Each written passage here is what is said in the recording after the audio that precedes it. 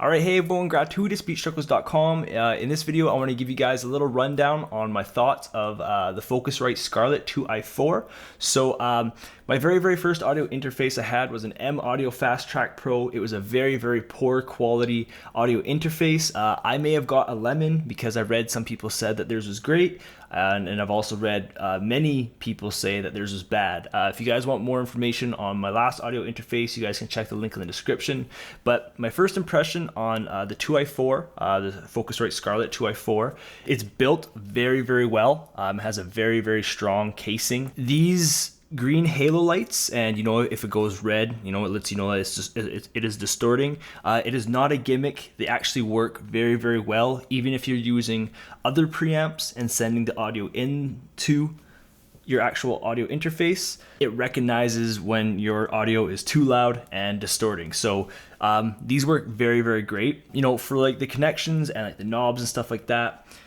It's pretty much the same on most audio interfaces. You have your actual input where you plug in either an XLR cable or a TS cable, your actual volume knob, you have a pad button, if your actual audio recording is too loud, and then also depending what you are recording, you can choose line or instrument. And both of these are the exact same, so they have like the same features. You have your phantom power, which does both. You have a stereo or a mono output. And this, if you are recording and you feel that you're getting latency in your voice, to the right is the audio that's playing inside your computer.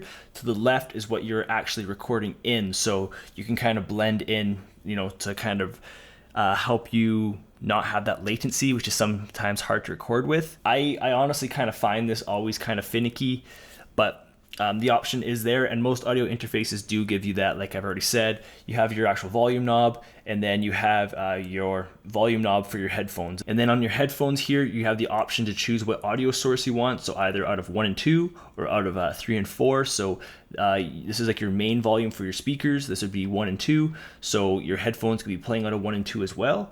Or if you want them to be separate, you can do that. And your headphones are playing a different audio source than your speakers. All right, so that's your basic connections. On the back, I'll give you guys a little rundown, and then I will give you guys my real thoughts towards the Focusrite Scarlett 2i4, if it's worth the purchase, depending on what you're doing and where you're at in your production career. So you have your MIDI out and MIDI in. This is great, if you want to plug in other kind of MIDI devices. Like for example, I had a Mackie control. You guys can just Google Mackie control to kind of see what it is. It's kind of like a mixer with automatic faders. They make different versions of that Mackie control. The Mackie could have a USB connectivity, which makes it really easy. So you wouldn't need the audio interface. You wouldn't need these. But in my case, I had the older version of the Mackie control, which you need these. Now here on the back, you have like your actual main outputs, which is like your balanced 1 and 2, which is what I would recommend plugging into for your speakers, your TRS cables. Now again, you have like your 1 and 2 here. These two are the same. So like your RCA here and your TRS, they are the same. However, it is unbalanced and balanced. You guys can read on that. I don't want to get into that in this video, but this is sending the same signal. And then this is your 3 and 4, so you can route things differently within your music program, and you can send things out differently on 3 and 4. So that's what it means by your 2 in. So if you have your 2 on the front, so you have your 2 in on the front, and then the 2i4. So the 2i4, the 2 is the actual 2 on the front, and then the 4 is saying that you have 1, 2. So, and then you have 3 and 4, okay? So those are your outputs, and that's why it's called a 2i4. Now, my real thoughts on this is the 2i4 is great if you're just getting started up. However, in my case, I would have liked to see an insert input.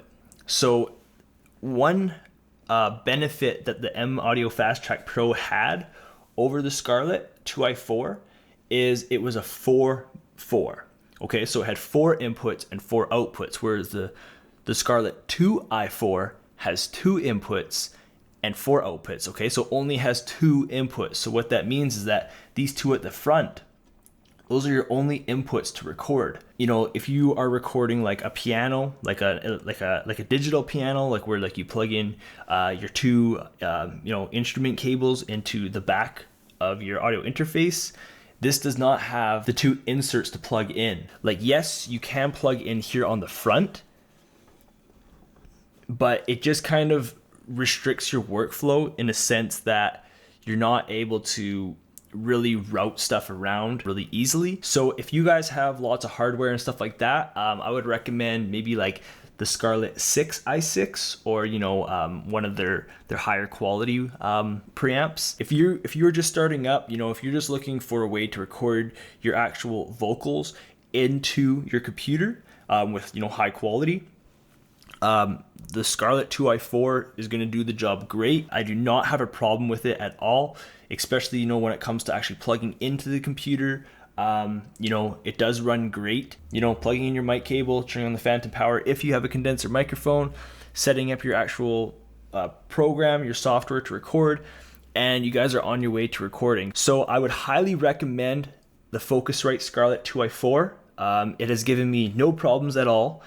However, depending on where you are at in your production career and what you are wanting to do with it, it may not be for you. Like if you're wanting to record lots of microphones at once, for example, if you're recording like a band, something like that, this would not be your choice. But if you just make beats and you're looking for just like one microphone to plug in so then you can record your vocals, this is great, and if you want to record your vocals and play guitar at the same time, you can do that. All right, so that's my thoughts and overview of the Focusrite Scarlett 2i4.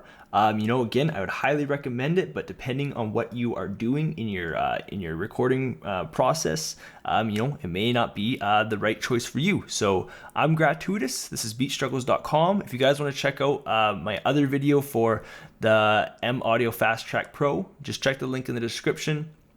Like I was saying, the Fast Track Pro had more inputs, which was really, really nice than the Focusrite Scarlett 2i4.